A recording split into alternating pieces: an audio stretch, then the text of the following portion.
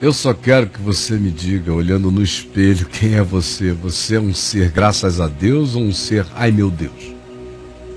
Do ponto de vista da sua mulher, o que você acha que acontece? Ela diz graças a Deus, ou ela diz ai meu Deus?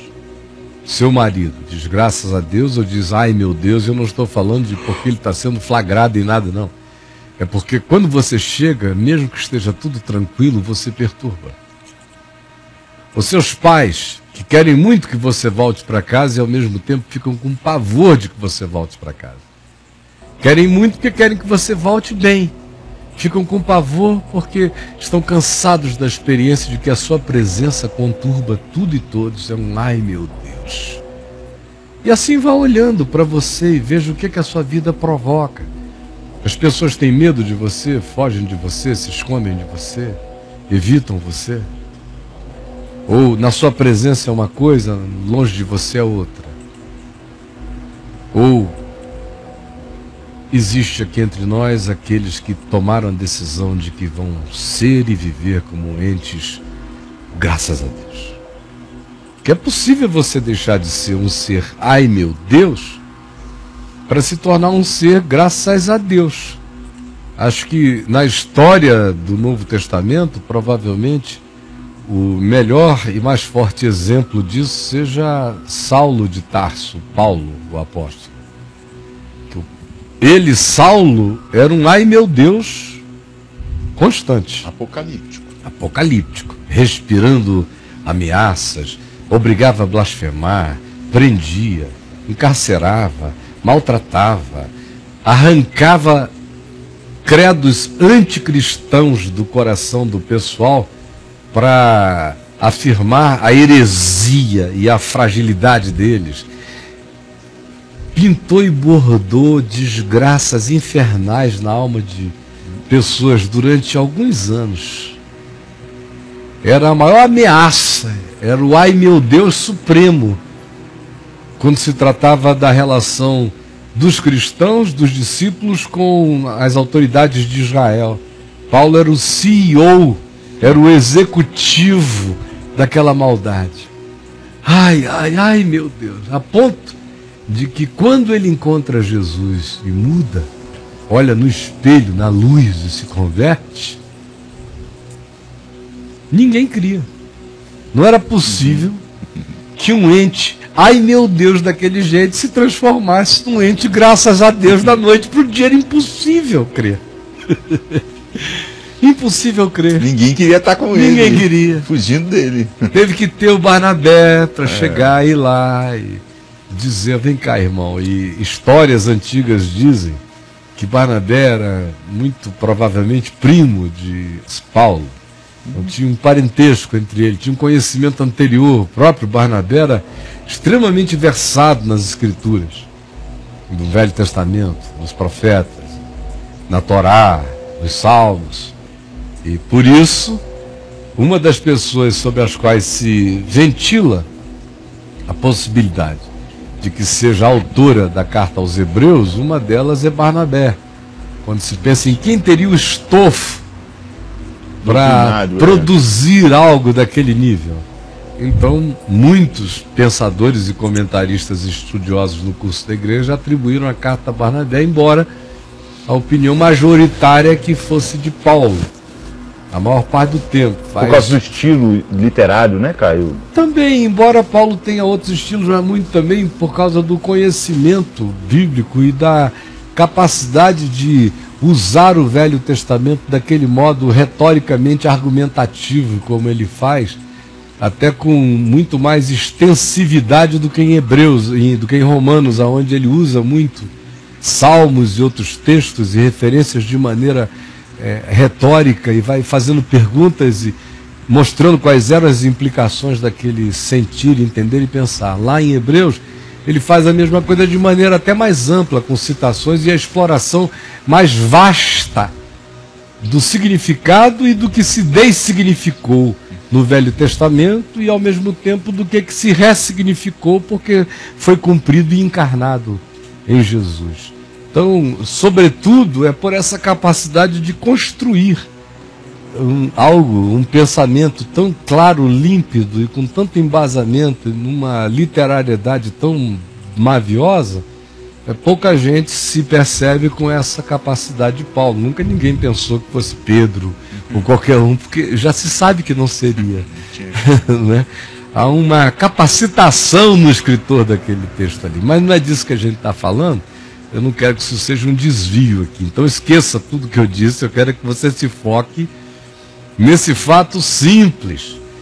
Nós precisamos olhar cara a cara na luz e vermos quem é que a gente é nessa história. Paulo, eu dizia, é um dos melhores exemplos do ser que era um ente, ai meu Deus, e virou um ser graças a Deus. Porque todo mundo que fugiu dele e que o temeu no curso da vida jamais poderia imaginar depois que ele se tornaria a figura que se tornou. E que se tornaria o irmão que se tornou. E que se entregaria para os riscos que se entregou até a morte. Por amor daqueles aos quais antes ele perseguira e ele matara. De modo que esse é um dos exemplos mais chocantes. Um cara que antes chegava e era ai, ai, ai, corram, corram, corram, corram. Encontra a luz. E agora chega, no princípio nem criam, mas depois de um tempo, quando vão vendo os frutos da sua vida, vão dizendo graças a Deus. Graças a Deus. Sem falar que aqui na Judéia, esses irmãos que estão recebendo essa oferta que Paulo articulou, lá na Grécia, na Mesopotâmia, na Macedônia pobre, onde nós passamos, em Tessalônica, arregimentou o dinheiro lá onde havia dificuldade naquele tempo, e nem era uma das comunidades mais ricas, ao contrário, era só remediada. Eles, todavia, tiveram a generosidade de pegar tudo que podiam e mandar pela Judéia. E Paulo foi o atravessador dessa bênção. E é nesse espírito que ele diz, olha, tem um fio aí que vai te enrolar. Nesse espírito que ele diz, vocês vão se tornar para eles entes, graças a Deus, para sempre. Quem é que você quer ser? É a pergunta. Só isso. E não dá nem como dizer, eu não consigo me transformar, porque se Paulo se transformou, alguém como Paulo conseguiu se transformar, qualquer um de nós pode pedir a Deus, transforme a minha vida, Senhor, me ajude. Só não resistir ao cacete. Sabe? Não resistir ao cacete. Ao cacete. Porque o Paulo recebeu um pulo de 2 pés no peito, né? Recebeu uma voadora de Cristo. Pá! No meio do peito. Bué! E Jesus caiu montado. Não foi nem com o joelho na barriga. Montadão, justo. Por que me persegues? Aí, meu amigo, se você não resistir a voadora divina e acolhê-la, você está salvo. O problema é que todo dia tem voadora divina chegando para todo lado. E a turma não se converte. Resiste, não se converte, endurece o coração e segue. São aqueles que veem a luz e depois dizem foi um OVNI. Vem a luz e diz foi um reflexo do sol. Não, eu só vi a luz porque eu estava psicologicamente muito atordoado naquele dia. Não deve ter sido um reflexo, foi impressão minha. Deve ter sido qualquer outra coisa. Tudo menos olhar no espelho, me encarar e me converter. Tudo menos isso. Que é como a maioria acontece, porque não é por falta de toque. Não é por falta de presença, não, nem de oportunidade. É simplesmente porque vendo com os olhos, ouvindo com os corações e discernindo com os ouvidos, não quiseram enxergar com o que viam, escutar o que ouviam e nem entender o que discerniam. Nem optar. Que é para não terem que se converter e serem por Deus curados. São viciados na continuidade da sua existência enfermiça e não querem mudanças. Por isso é que dizem, ó Deus, me converte, porque eles mesmos não querem se converter. A luz vem, mas se você resistir, você segue piorado.